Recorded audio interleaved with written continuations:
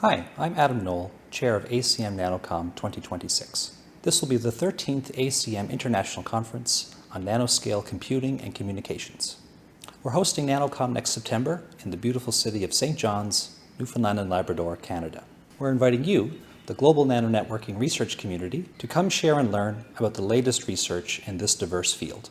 NanoCom brings together experts from engineering, physics, biology, chemistry, and beyond. If you're interested in the study and design of nanoscale systems that can transform our society, whether it's in healthcare, manufacturing, the environment, and more, then this conference is for you.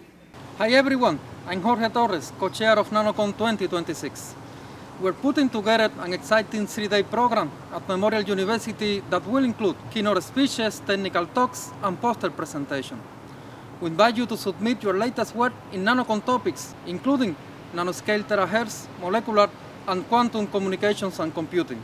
Please check out our call for paper for more details. We're very excited to bring NanoCom to Canada for the first time.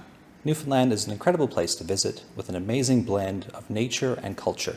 You'll get a taste of this during the conference social program, and there's plenty to do if you want to extend your visit. We'll see you all in September for NanoCom 2026.